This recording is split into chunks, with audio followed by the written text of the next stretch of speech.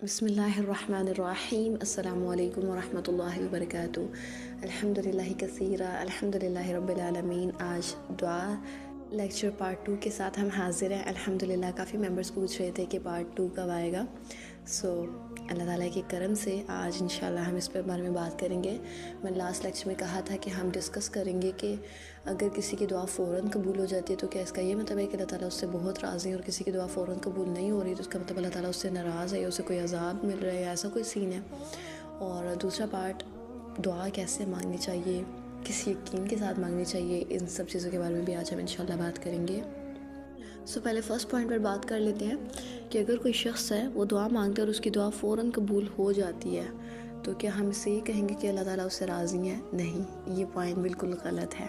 और इसी तरह दूसरा भी कि अगर दुआ कबूल नहीं हो रही तो अल्लाह ताला उससे नाराज़ है।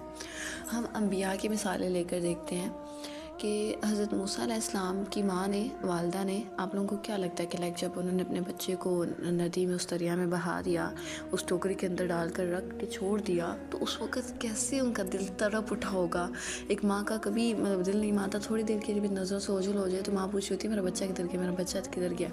और वो खुद अपने हाथों से अपने बच्चे को अपने दूर एक दरिया में डाल दिया, और दरिया में कुछ भी हो सकता है, मगरमच्छ हो सकते हैं और भी कोई नुकसानदेह चीज़ें हो सकती हैं। पानी की लहरें ज़रा से इधर से उधर हो गई तो टोकरी उलट भी सकती है, बच्चा गिर भी सकता है। लेकिन अल्लाह सुब्हाना व तआला ने उनसे वादा किया था कि तुम्हें तुम्हारा बच्चा लौटाया जाएगा, और उनके दिल को उस वक़्त सुकून दिया और उस वक़्त उन्हें इतनी हिम्मत दी कि वो ये काम कर सकें। तो अल्लाह ताला के शुक्र के फ़ज़ल से अल्हम्दुलिल्लाह उन्होंने वो काम किया। उन्होंने अपने बच्चे को अल्लाह ताला पर यकीन के साथ उस बच्चे को दरिया में छोड़ दिया। और ज़ाहिरी सी बात है कि वो उस वक़्त दुआएं कर रही होंगी, अल्लाह मेरा बच्चा, अल्लाह मेरा बच्चा। तो कैसे ही अल्लाह ताला ने उसके कुछ ही घंटों बाद जैसे ही उस बच्चे को नेक्स्ट भूख लगी तो फ़ौरन उसको उसकी माँ की गोद में लौटा दिया गया। तो अकॉर्डिंग टू दैट कंसेप्ट कि अल्लाह ताला उस बंदे से राज़ी हैं जिसकी दुआएं जल्दी कबूल हो जाती हैं, तो अल्लाह ताला इनसे राज़ी है। लेकिन अगर दूसरी तरफ देखा जाए तो याकूब अलैहिस्सलाम ने कितनी दुआएं की थी यूसुफ़ अलैहिस्सलाम के लिए। इतना रोए थे कि उनकी आंखों की बिनाई तक चली गई थी। कैन यू इमेजिन कि कोई इंसान इतना रोए कि उसकी आंखों की बिनाई ही चली जाए। अल्लाह अकबर। लेकिन फिर भी अल्लाह ताला ने उनसे सब्र करवाया और इतना लंबा सब्र करवाया। और लेकिन उस सब्र का सिला उन्हें एंड पे मिला था। वो मिले थे अपने बेटे से, लेकिन पहले क्यों नहीं मिले? दुआ तो उनकी भी कबूल हुई, लेकिन काफ़ी सालों बाद हुई। बहुत लंबे अरसे की आजमाइश सब्र और दुआओं के साथ हुई। वो भी अल्लाह ताला के अंबिया हैं, अल्लाह ताला के नबी हैं, और वो भी अल्लाह ताला उनसे भी राज़ी हैं। लेकिन उनके लिए ये चीज़ लिखी जा चुकी थी कि उन्होंने अब इतना अरसा इंतज़ार करना ही है अपने बेटे से दोबारा मिलने के लिए। मरियम अलैहिस्सलाम की ज़िंदगी आप देखें, सुभान अल्लाह, अल्लाह अकबर। एक अनमैरिड लड़की को बिशारत दी जा रही है कि आपके यहाँ बेटा होने वाला है, और वो हैरान परेशान, जैसे कहते हैं हक्का बक्का रह गई कि मेरे यहाँ लड़का कैसे हो सकता है अल्लाह ताला। मुझे तो आज तक किसी लड़के ने छुआ भी नहीं, किसी आदमी ने मुझे हाथ भी नहीं लगाया, तो मेरे यहाँ लड़का कैसे हो सकता है? तो अल्लाह ताला कहते हैं कि अल्लाह ताला जो चाहता है करता है, जैसे चाहता है पैदा करता है इंसानों को। फ़ोम बता रही हूँ मैं।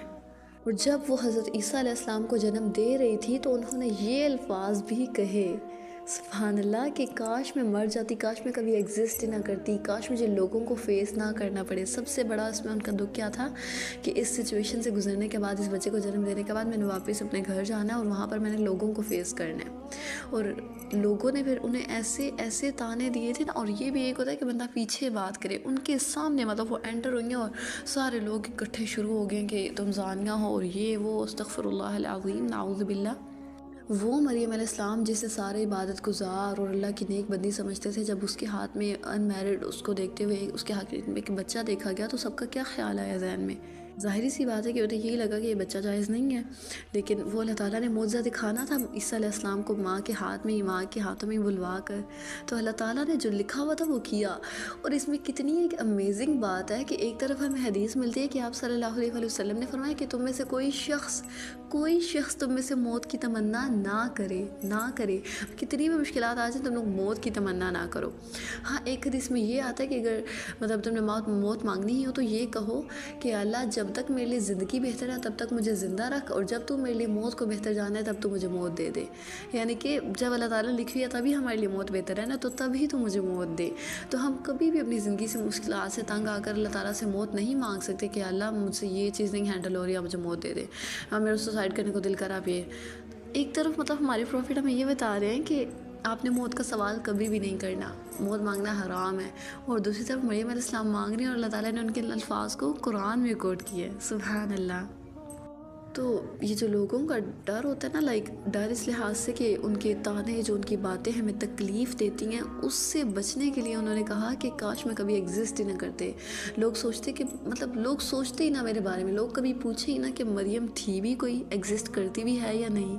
तो लोगों के दिलों से, दिमागों से मैं निकल जाऊँ कि कोई मरियम भी थी, मरियम अलैहिस्सलाम।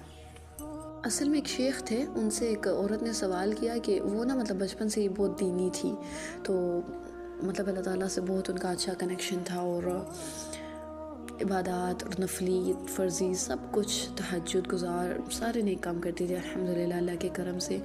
और जब उन्होंने उनकी ज़िंदगी में ना कुछ मुश्किलात आई, उनके अब्बू का या उनके जो उन्हें कमा कर देते थे, उनका बिज़नेस में कोई नुकसान हो गया और घर में कुछ नुकसानात आ गए, इस तरह के ना फाइनेंशियल इश्यूज़, तो उन्होंने ऐसे नमाज़ पढ़ी जैसे उन्होंने पहले कभी भी नहीं थी पढ़ी। वो पहले भी नमाज़ी थी लेकिन अब नमाज़ों में ज़्यादा खशियत आ गई है।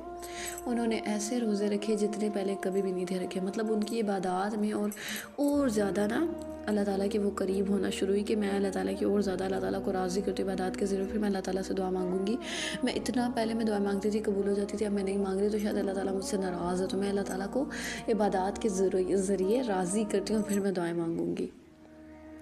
सो this is not the case. Profits की स्टोरी से भी हमने क्या सीखा कि तकदीर भी कोई चीज़ होती है, और अल्लाह ताला अपने पसंदीदा बंदों को भी आजमाइश में डालने के लिए अक्सर औकात उनकी पसंदीदा चीज़ उन्हें लेट अता करते हैं।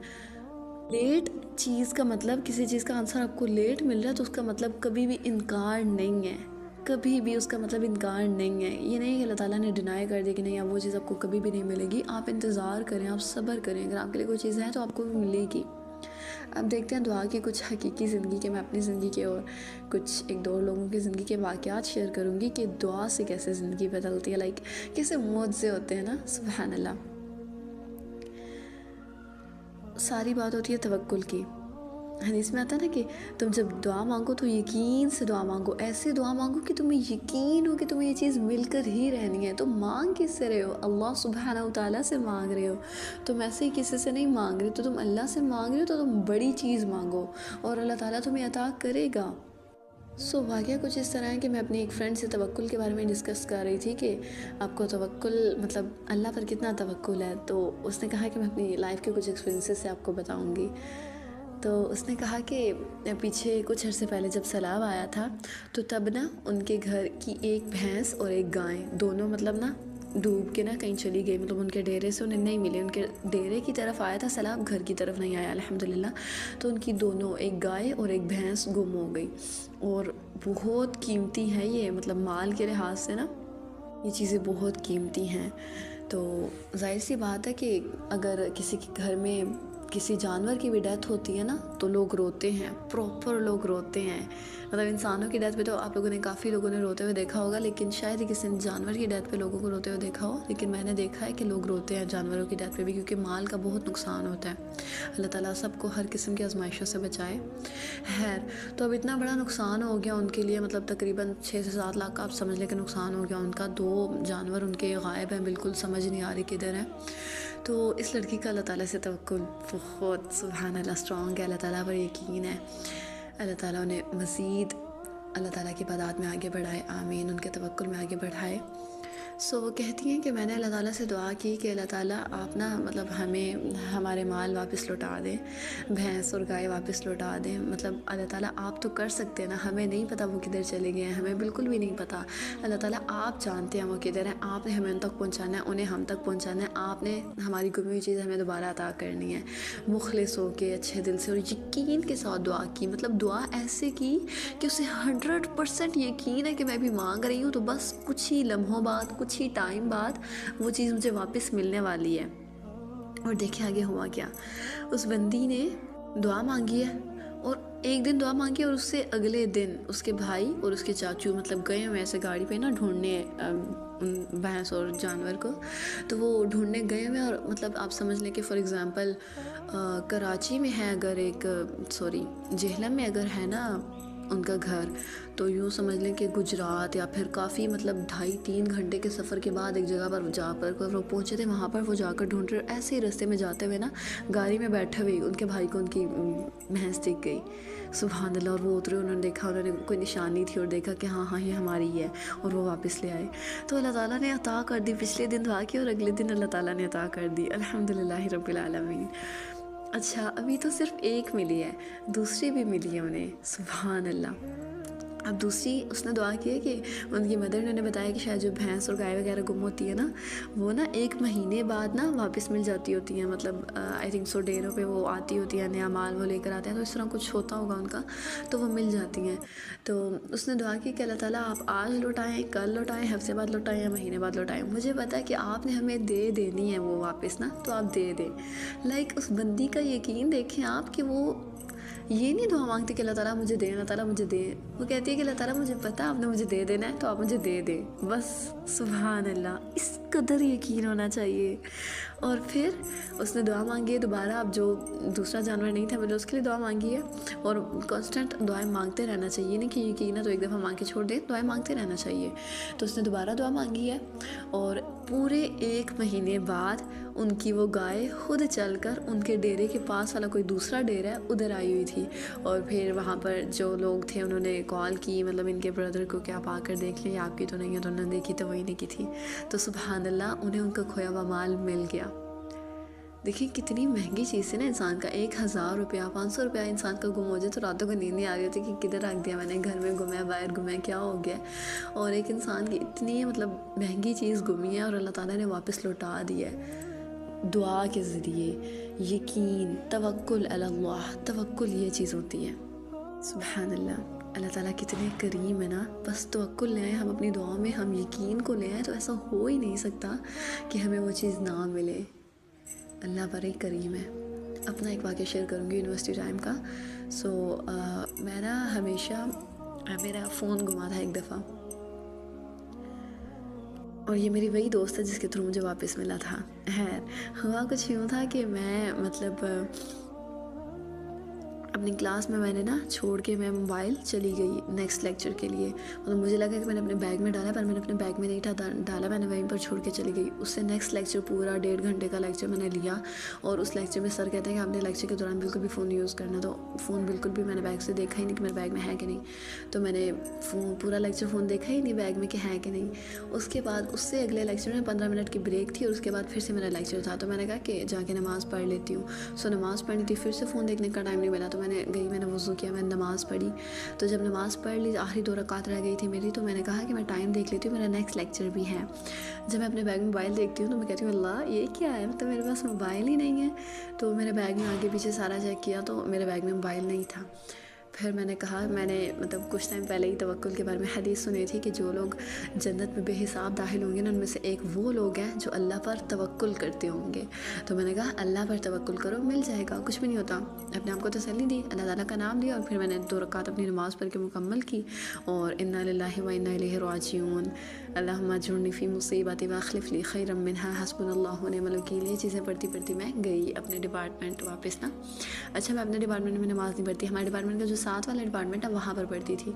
लेकिन इस दिन जो भी मैंने ज़ोहर की नमाज़ पढ़ी है, उस डिपार्टमेंट में पानी नहीं था आ रहा वज़ू के लिए। तो फिर मैं उससे नेक्स्ट डिपार्टमेंट गई थी नमाज़ पढ़ने के लिए। अब जब मैं वापस आई हूँ अपने डिपार्टमेंट, मैंने अपनी फ्रेंड्स वगैरह से पूछा कि तुमके पास तो नहीं है मेरा फ़ोन, तो उन्होंने कहा नहीं।